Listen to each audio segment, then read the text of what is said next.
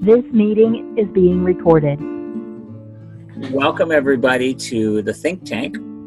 It is February 7th, 2019. And this think tank is going to host Dr. Janni Pedersen. She's also one of our research fellows from her college. Now, the purpose of the think tank is to kind of create a more collaborative, research-oriented environment to see what people are doing, our professors are doing in the university, what kind of research they're working on, what kind of programs they're kind of working on that are a benefit to you.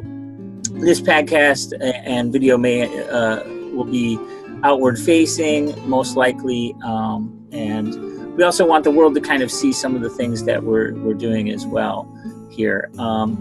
Just as a quick announcement or two, feel free to share this, any links to this to associate faculty members or other people on your team that you want to come and, or at least give them an option to come and listen to the think tank and ask questions and learn. The sabbatical had been evaluated for those who have put in the sabbatical request. The winners have been selected. I have not released those winners yet.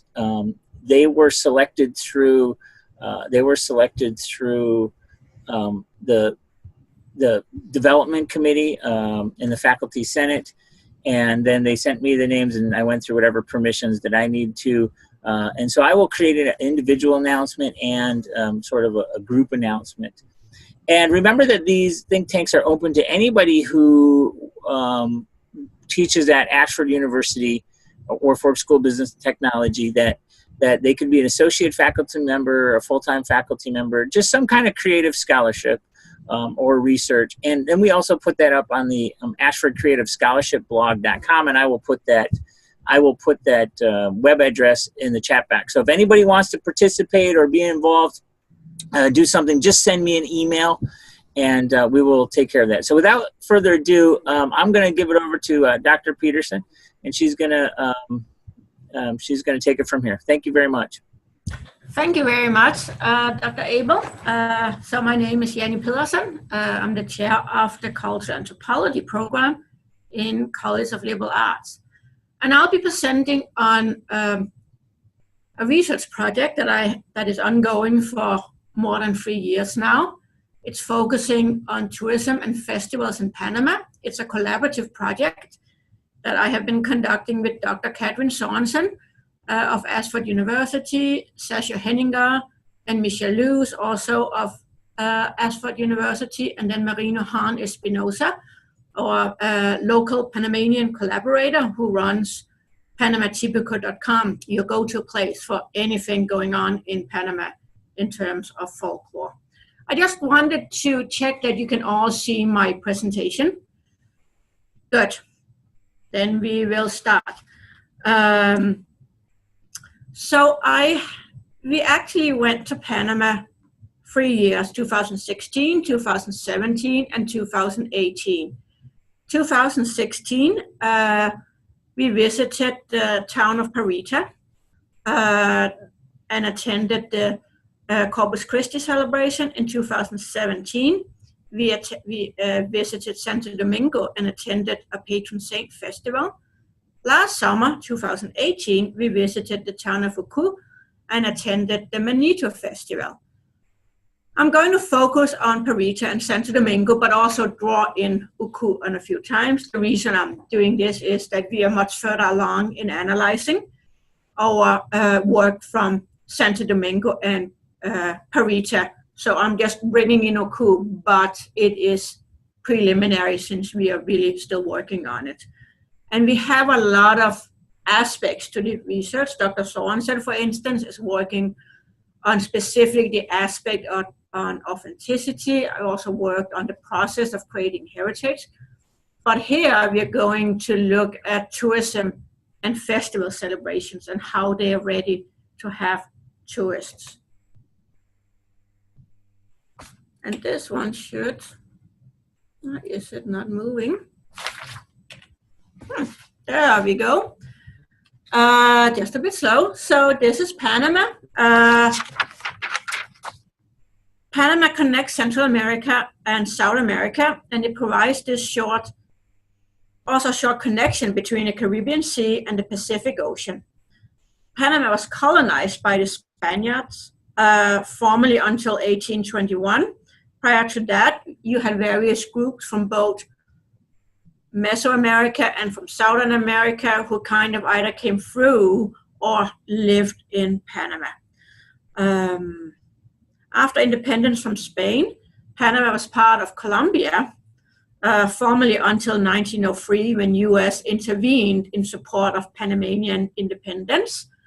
The reason for that, the opportunity to create a canal between the Caribbean and the Pacific. As the canal was then being built, both the U.S. and other countries trying to get influence created this presence in Canada. We also had workers from the Caribbean and from Asia being brought in to work on the canal as the U.S. was building it. So that's part of the ethnic and cultural variation in Panama. Of course, U.S. kept a presence and semi-control. Panama was kind of a semi-protectorate of the U.S. for most of the 20th century. And now the whole canal zone has returned to Panama. The reason why I'm bringing this up is really creates the background for creating a national identity that festivals, as we are studying, are also part of creating, and that tourists are interested in when they are visiting. When you have been that much influenced by foreign powers, the question really comes up, who are we as a country? And you have a lot of very strong thoughts about that in Panama. Who are we as a country, as a nation? What is typical for us? What came from outside? What originated here? How do we take ownership? Panama has not so much been a coveted tourist destination.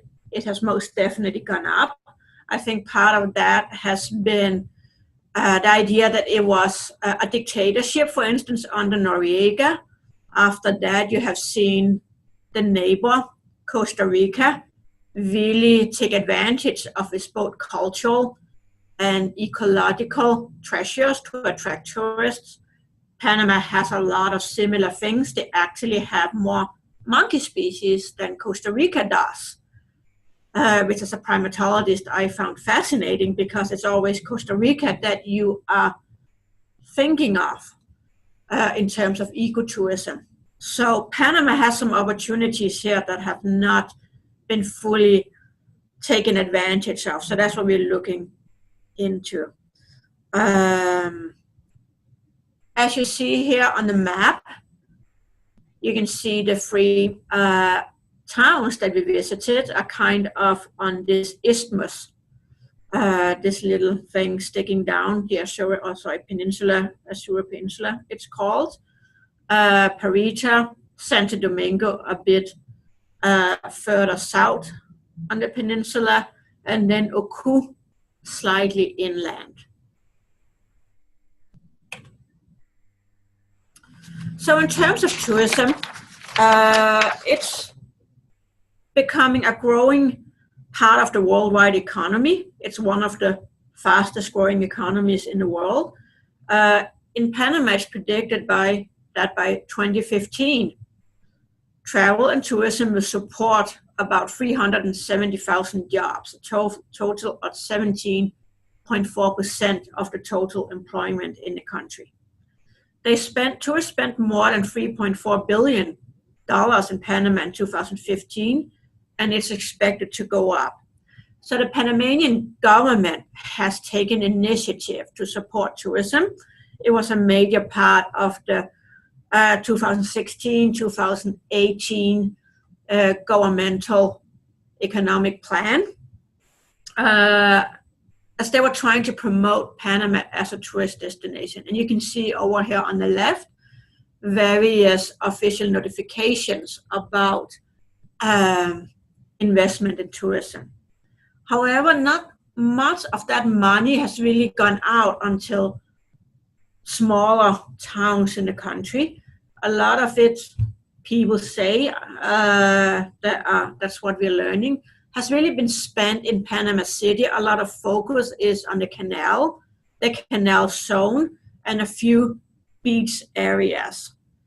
So there are, as we've discovered in our research, a local need for support for the needs of attracting tourists and for making tourism sustainable in local areas throughout the country. When we look at local communities, when you have tourism, we know that from studies in other places, you can have an impact on the local culture and the local heritage. You can have a distortion on economics if you have a lot of international chain coming in that are then basically siphoning out most of the funds, and what is left for the local population is minimum wage jobs. You have, in terms of heritage, this idea that culture becomes a performance for tourism and is no longer a part of the lived culture of the local population. And these things have some very complicated processes. Lastly, I wanted to mention the environment, which we have seen in some areas have excessive tourism has had detrimental effects. Currently, for instance, Venice is closing down access for all the for certain ships coming in order to protect the city. You have beaches in Mexico that have been littered with tourism trash, and it's a major undertaking to clean it up. You have an island in Thailand that was recently closed off to tourism in order to let it regenerate because of excessive tourism. So you have these things to keep in mind when we're thinking about how and if a local area would like to see increased tourism. So just a bit about our field, our work. We have conducted collaborative field work. We have had a group of 2 to 3 anthropologists, Marino, who is our local guide and works a lot on the interviews. We conduct semi-structured interviews with festival leadership, founders, participants, performers, shorter interviews with local business people. We conduct longer interviews with handicraft makers. We also have brief oral surveys of festival vendors and we have written surveys of attendees at the festivals, and then we conduct participant observation, which means we're part of the festival and participate in the activities. And one angle here that we're looking at is really what are the force of people in a less developed tourist area on attracting more tourists, specifically as part of a festival celebration, but also in general. A lot of research has been conducted either on the perspective of the visitors or on highly developed tourism areas. And here we're looking at what are the forces before a huge influx of tourists take place. So to talk a bit about the 2 differences between Parita and Santo Domingo. We visited Parita during Corpus Christi in 2016 and Santo Domingo during Patron Saint celebration in 2017. The towns have quite a few similarities and differences. Parita is slightly larger, has a larger established history, and Santo Domingo only recently became the parish seat. Both have larger cities nearby that kind of have more amenities that they have themselves. And they would kind of function, if you want to visit the area, that is where you would stay. We have seen something similar in per household income when we compare the 2 towns, which has Perdesen has a higher per capita income than Santo Domingo does, and so does the surrounding area of Perdesen compared to the surrounding area of Santo Domingo.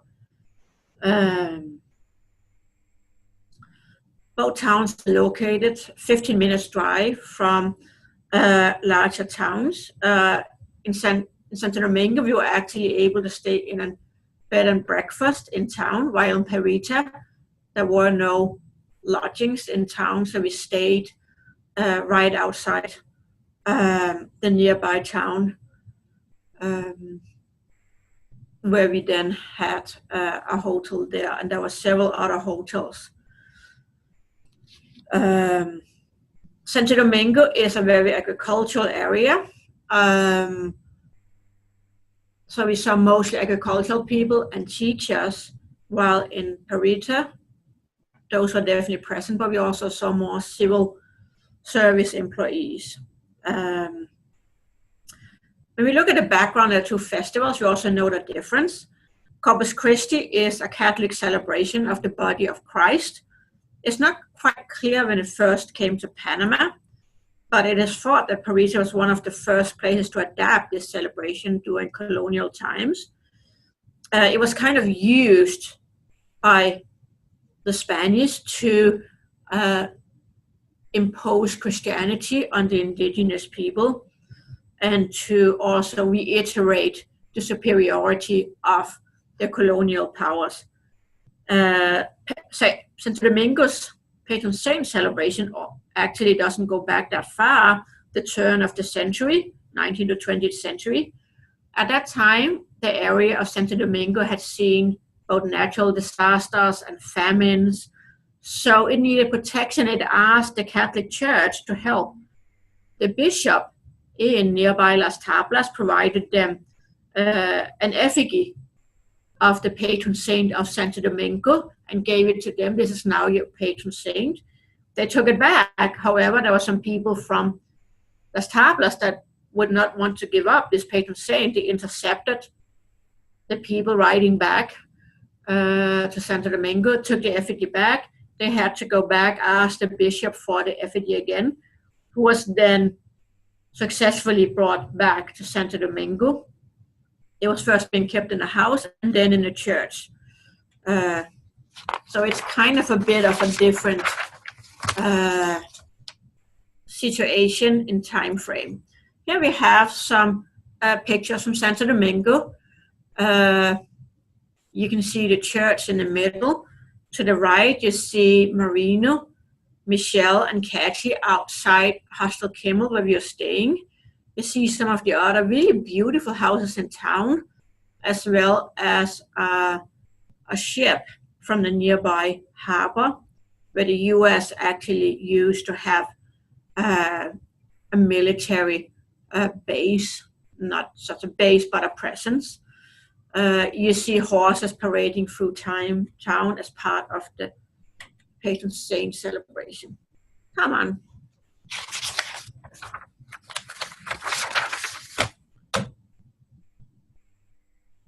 I am not sure why this does not want to move.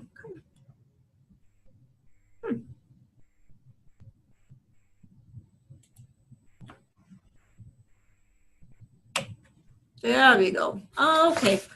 So this is a bit more information about the patron saint festival. The patron saint, Saint Dominic, was actually the founder of the Dominican order in the Catholic Church. And this is also where you will see the origins of the rosary that some Catholics use. For the celebration of Santo Domingo, you start out with 9 days of prayers where they use the rosary. Throughout that time, donations are made, ending with a large mass on Friday. On Friday evening, a procession through town takes place, which you can see here on the photo at the lower part of the slide. And after that, you have what is called Festival Pagana. As the religious celebration comes to a close, the Fiesta Pagana begins. It consists of bullfights. No bulls are hurt. They're actually mostly cows, some cows and bulls. They tease them, run around. It did disturb me personally a bit, even though no one was hurt. They were basically sent back out to the field. But as a big animal lover, I felt that they were stressed. So, but it's a different thing than when you think about bullfights, where there's actually a real lethal fight. You also have in the evenings celebrations in the local bars with tambourine music, concerts, and dances. There have been issues in the past, which is very important in terms of thinking about organization. A priest was upset that this Fiesta Pagana started before the church activities were completed. It got to a point where one year he simply refused to celebrate the patron saint festival. That was very, some local residents took that very hard, as this is very central to their identity and who they think that they are as from Santo Domingo. So that came across as a very emotional experience.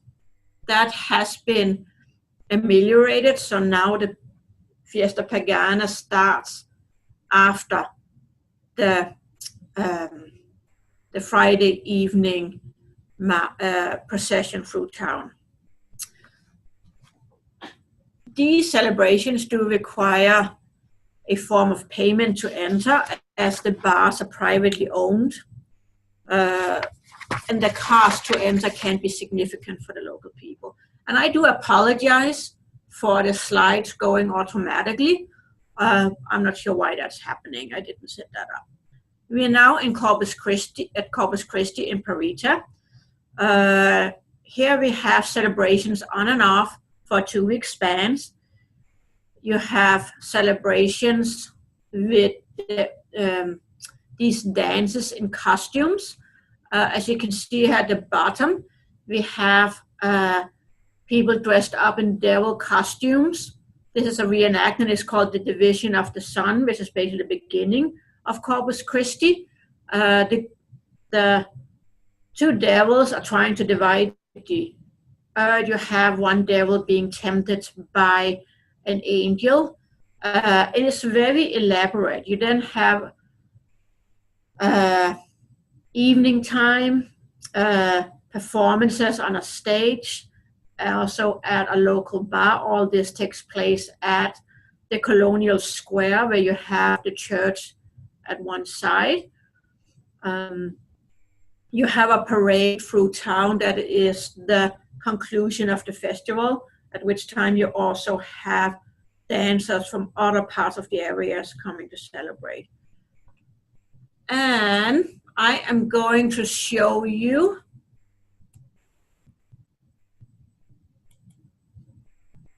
a recording of the Division of the Sun. I hope, can you see this now? Can you see the dance? Yes. You can? Great.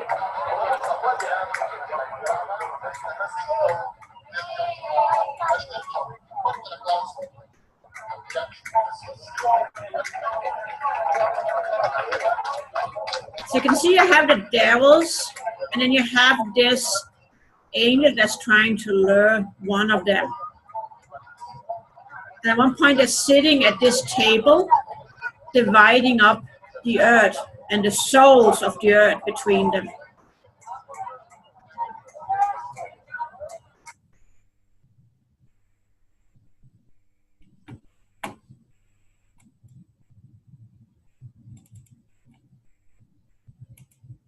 And I would like to share just one more here. I don't know why this is not.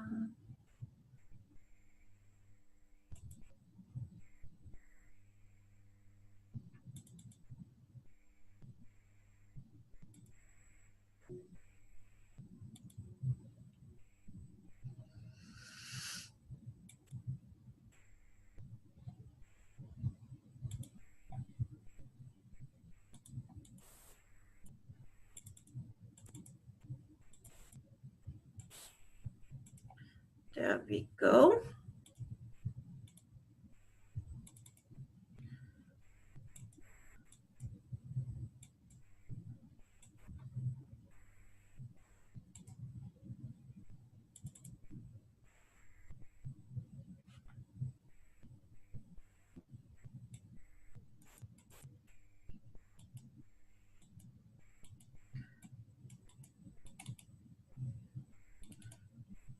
It is being very, very slow.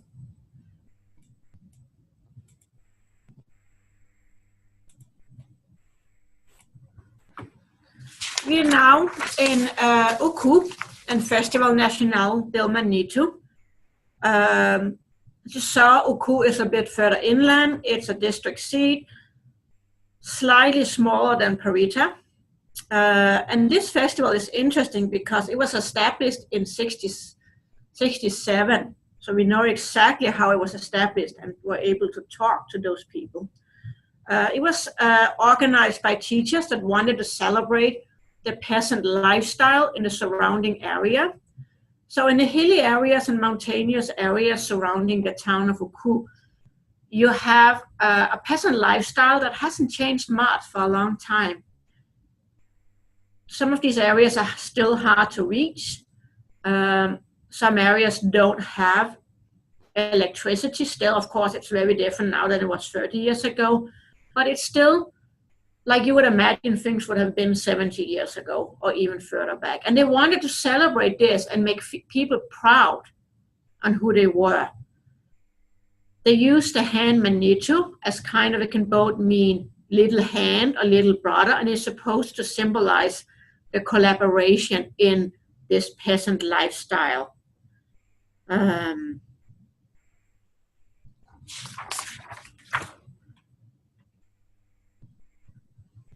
Some of the events at Manito, at the top left, you will see what is called Duel of the Tamarind. It is performed on a large stage. It's a reenactment of a duel, what happened before official police was present in the area. So you have people fighting, there's two men fighting over women, other people intervening. And it's kind of it's a very interesting visual view of this, and it's very elaborate. And of course, it ends up with one person losing his life. In the middle, you have what is called the peasant wedding. As part of the festivals, a couple is married. It's actually an actual couple that is being married in the church through using the traditional style. So what the lady is wearing is a wedding pollera. Pollera is the national dress of Panama. You have a lot of different versions of it, and this is a wedding pollera.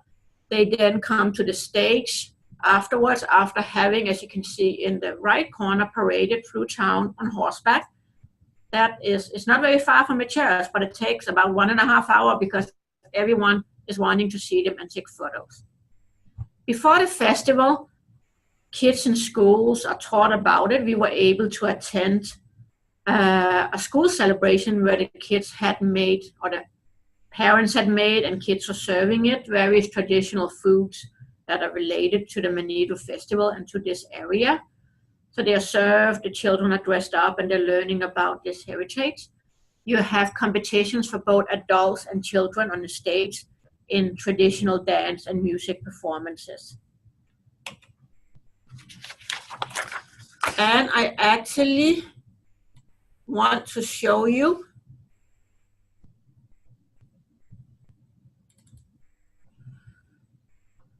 a video here, and this is a dance performance as part of the Manito Festival. I hope you can all see it. Can you see how very elaborate all the dresses and hairdo is? I tried a small version of the hairdo, and it's heavy.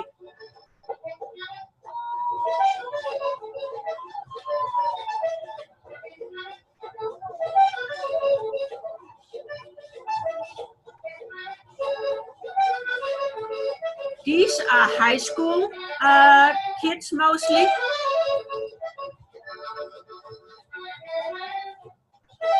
Who are participating in these dance performances. And they come not just from town, but from the surrounding areas.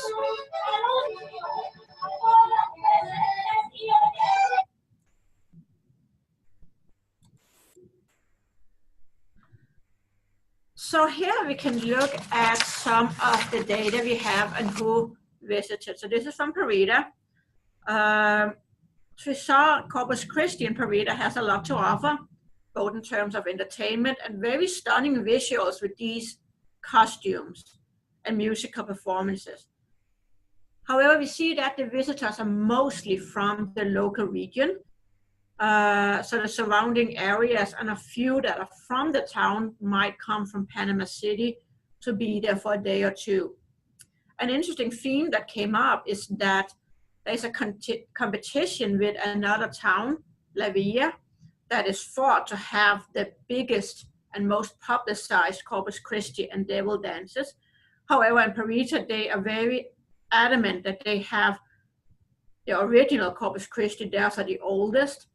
And they are really trying to find out how can they find the same exposure and support that they feel the Villa has gotten. When we were there, our last TV station did air from the festival, and we did see participants in the parade from across the region. So there are signs that this might be, that they might be getting more exposure. The major part of the visitors are younger adults with advanced education. This is interesting because a lot of the organizers are also younger people with advanced degrees or well-educated people. In Santo Domingo, we didn't have as many visitors that were not really locals that just came back. So we didn't really conduct a survey. It became not really relevant, as the people for the Santo Domingo patron saint celebration were people that came from the area and then came back to celebrate their patron saint. For the vendor experiences, it was interesting. We really saw a difference between Parita and Santo Domingo, because in Parita, the Patronato, the organization overseeing the celebration, was really had a strong overview of what was going on and helped also vendors. And they were then able to kind of create a more seamless experience with both the religious part of the festival and kind of the secular and also commercial part. Part of that was that they actually helped people that needed funds in the area, say for medical attention. They made sure that they would get a stand, and there was no conflict between scheduling of religious and secular celebrations, and there was no fees involved in attendance. In Santo Domingo, we already talked about how there is a bit of a conflict because it is not organized by the same people. The secular part is organized mostly by bar owners who are focused on their income. So that was very much a difference. In Parita, there were kind of handicraft shops close by the highway. You can see that highway in the middle that is taken from a pedestrian overpass in Parita, and you have handicraft shops close by. You have one of the, if not the most famous devil mask maker in Panama, in Parita, who we got to see a couple of times. So he is actually a main draw for tourists coming to the area. In Santo Domingo, pollera making was a major attraction.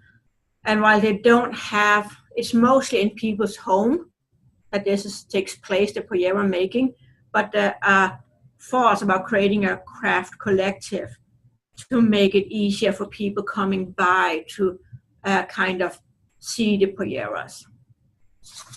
If we look at logistics and organizational preparedness, we also see a difference. For Parita, the desire for getting tourists was really sharing their culture. In Santo Domingo, we saw more a concern about economic gains. We saw both issues come up in both places, but there was a difference in priority. In Parita, there was no lodging in town, as we talked about. So if you want more tourists, you're going to need to have actual lodging.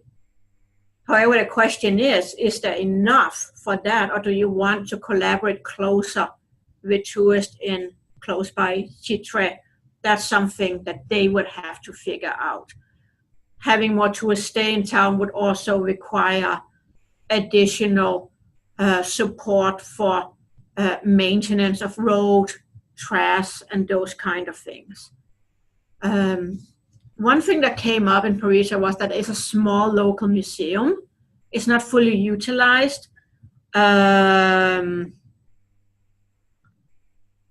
person, we were told that the person working at the museum was dispatched from a local agency, a national agency, and she was not really that knowledgeable about the local area.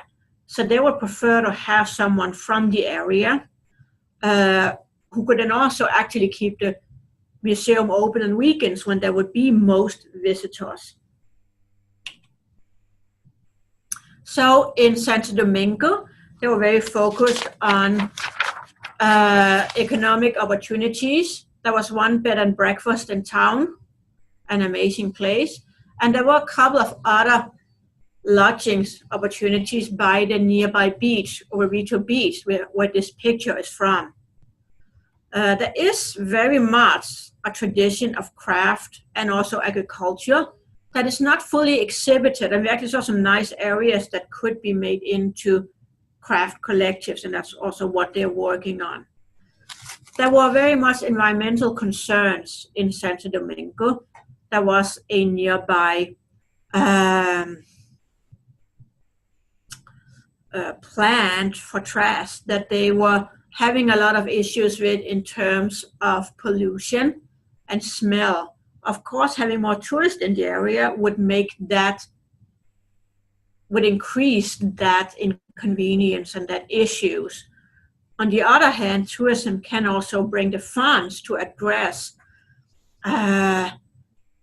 issues such as garbage disposal and proper cleaning of wastewater and those kind of things. So there is kind of how is this done and what are the funds used for that this town would have to consider. So briefly for Oku, that was limiting lodging and services. The lodging was one kind of small, I would call it a hostel in town, one also small on the brink of town, kind of right outside town on a farm. None of them were really comfortable and modern, so there would need to be some investment to actually attract tourists to stay there. They have a really nice kind of central town areas with several squares, but there were limited services in terms of being able to rely on when a restaurant was open. On the other hand, they would also say in town that they would like to see more tourists, but they don't see enough at this point to be ready to invest. In terms of organization, since the schools are the basis, they have a very strong patronato, the organizing committee, and a very strong collaboration in both town and the surrounding areas that are coming down to celebrate it. There were a lot of people in town for the festival, a lot from Panama City, so they're definitely coming from further out than in Santo Domingo or Parita, but they only stay for a couple of 1 or 2 days. And it's not clear that the town, what they would like to do for tourism outside this festival, and they have another fair that also attracts a lot of people. But on the other hand, Oku is further from a nearby larger town, so there's not the same opportunity to kind of stay 10 minutes away and come into town for something. There would need to be more right there for it to be convenient for tourists. So our conclusion is that we do see a desire in these three small communities for attracting tourists. There's different reasoning going from sharing history and culture to the more economic development. However, people did not necessarily fully conceptualize what would be needed in order to attract tourists and what it would mean in terms of both logistics and infrastructure for both in cultural and environmental concern. We also saw this discrepancy in Santo Domingo between the secular and the religious part of celebrations. Also, that brought up the issue of cost for locals, and the issue is if more tourists arrive, there is a potential for costs going up for locals further. So in that terms, they would have to consider when having a patron saint celebration or other celebration, how can this be made accessible and important for the local people whose festival it really is, if we're going to accommodate tourism in order to not remove this from part of a living tradition to being a performance for tourists. We also saw some competition with larger cities, specifically in terms of La Villa and Corpus Christi, but we also saw issues where a larger city can actually support the smaller town of, say, Parita or Santo Domingo in terms of the infrastructure. And we noted that there is opportunities for increased environmental and cultural competency in these areas to decide how do they want to move forward. We have seen also in Panama that areas become overrun with tourists, and both environment and the local culture suffer from that. So awareness of how to do this can help the local community approach this in how they want. And this is a picture from the old town of Panama City where you can see the skyline. And that's about it, what I have. Thank you very much. And I am open for questions.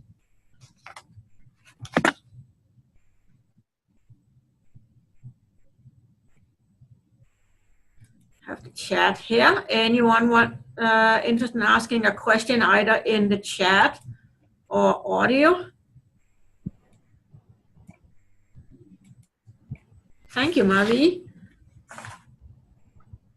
Maybe Kathy, who is my collaborator on this, has something she would like to add. I think one thing that might be of interest is the kind of the cultural context of the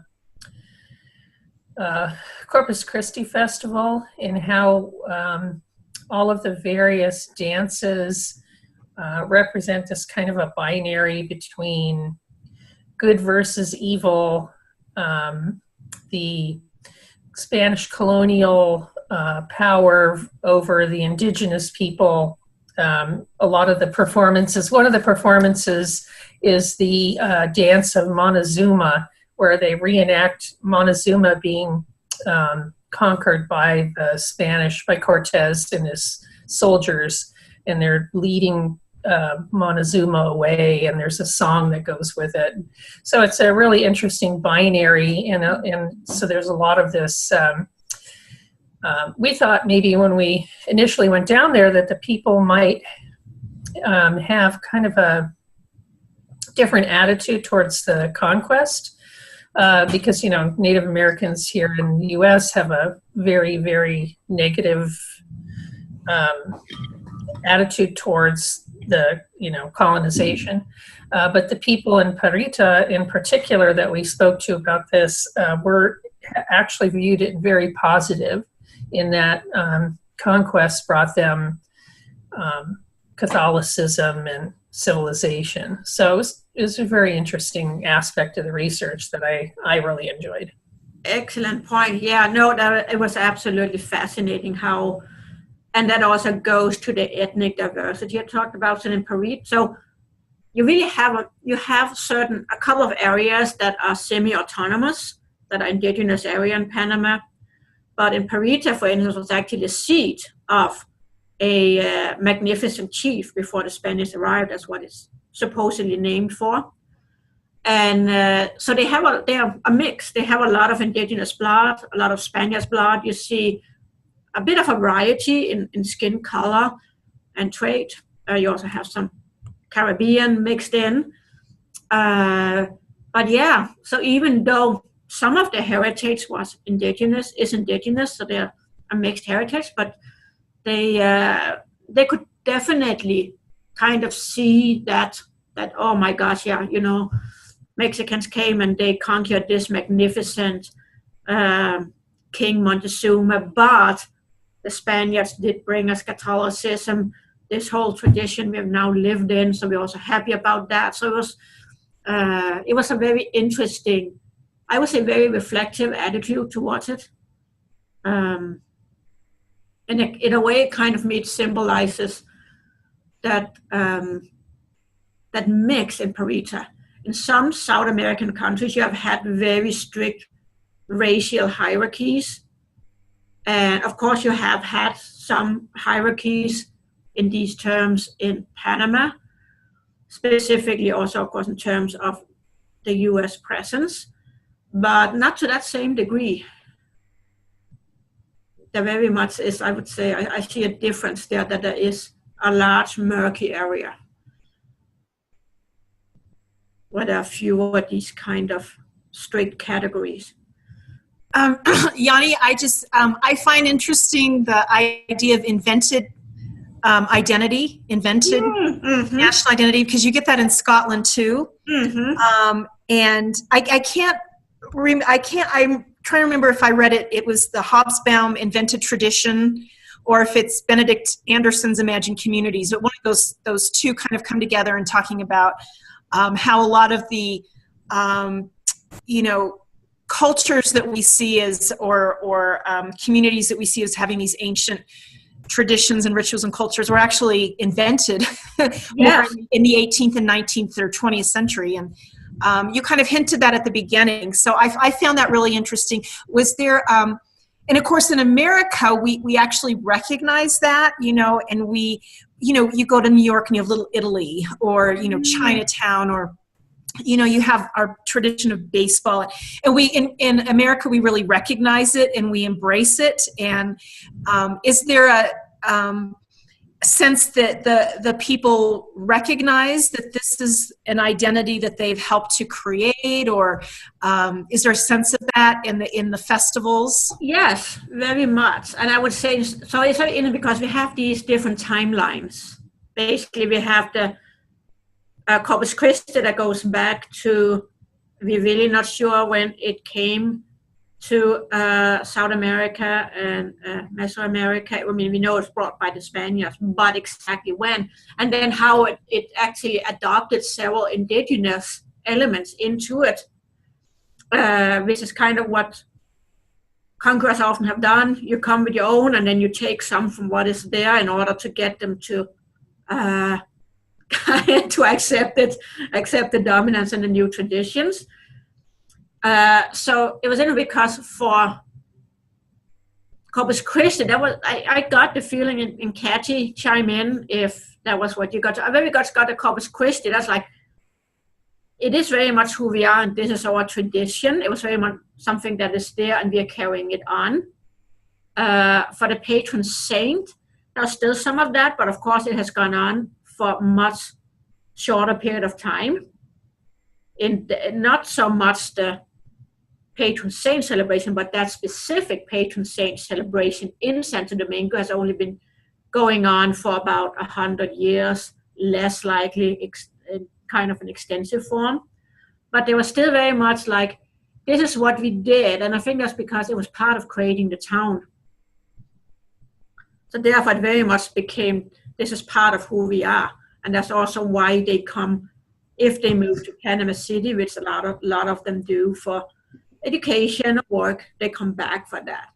And then, of course, in Manitou Festival, that was very much an idea. We created this because they did, and they did it in '67. Mm-hmm. I actually talked to the person who helped create the law that established some of these festivals as national, as national events that are supported on a national level. So they were part of writing that law, actually. And I think it's part of why the Manitou Festival has grown very quickly and become one of the biggest folklore festivals in Panama. There was really a strong foundation, a really strong committee that organized it. And they were teachers, like us. Teachers do. I had one last question too. You obviously there's, I wondered from a scholarship perspective, what you found to be the most difficult or problematic or challenging aspect of your research. There's obviously the remoteness of some places, difficulty in, logistics of getting there and bed, where do you stay and that kind of thing. But aside from that, from a scholarship, and maybe a theoretical or whatever scholarship perspective, what did you, in this research that you have ongoing, what do you think is most challenging or difficult or problematic? Some of the, not if it's problematic, but some of the, Kathy hinted at that some of the conceptions that we had about what it would be like and what people would say, we were wrong. So we had to change that, and we are sitting in interviews where we simply had to take some out because it's just, okay, this is irrelevant. And that's a lot of work. We have sat at our hotel or hostel or bar at night and taking out stuff because, okay, we're not going to ask this at this person tomorrow because either we already know or we already know that this is not the case, it's irrelevant. There was a concept about, I think, vital energy that we were reading about in Mesoamerica that we were going to ask about, and people had no idea what we were talking about, so we threw that out after 1 or 2 days. So I think that's part of it, and that's part of the field work that you really, and it's actually part of our theoretical approach in what is called grounded theory, that we adjust by what we learn. I think something else that was also difficult is that not much research has been done in Panama. So there wasn't a lot of literature to go back to look at, very, very little. Now there's more people are starting to do research down there, but it was very difficult. By training, my specialty is archaeology, and there's practically nothing published on the archaeology of the area, and not much on the history either. So, especially, there's the grand history of Panama, and a lot of it's the kind of the Panama Canal and that kind of thing. But there's just not a lot of scholarly work done, so that made it a little difficult too. That's absolutely correct. Yeah, we were not. We had limited information to work on, and because if we were there a short period of time for ethnographic work, so we were doing what is called rapid assessment ethnography. Normally you spend months. We spent just over 2 weeks each time. We couldn't have done that without Marino from PanamaTipico.com, because he was kind of giving us the background and the introductions that you normally use a couple of months on establishing. And of course, without much background, written scholarly work, that gets even more central that we have someone like him. And you can see I have put up a link to my blog and a link to Marino's website, so you can see more pictures, more stories, more videos on any of those. Hey, any last minute questions going on here? I'm sure that Janni would be willing to entertain additional questions and those types of things. So you're welcome to send her an email. Absolutely. And I'm sure that she will, get back to you on those things. And remember, us fellows are here to help you. So there's lots of research out there. Shoot us an email. Let us know what's going on, what you guys are doing. Like I said, I'd love to at least get it up on the blog. If not, have you come in and speak to people like you did here. So send us, send an email. Make sure you go, for research, make sure you go through ORCS. Very simple process, and they can get you in and out. But I, for my own reasons, just want to know what you're doing, so we can kind of have an understanding of what all of our faculty are doing. So without further ado, I'm going to say sayonara, unless there's any last minute comments, questions, concerns, issues. Thank you very much for listening to me, for attending, and for hosting me. Absolutely. Okay, I'm going to click stop recording. Have a great day, everybody. Have a great day.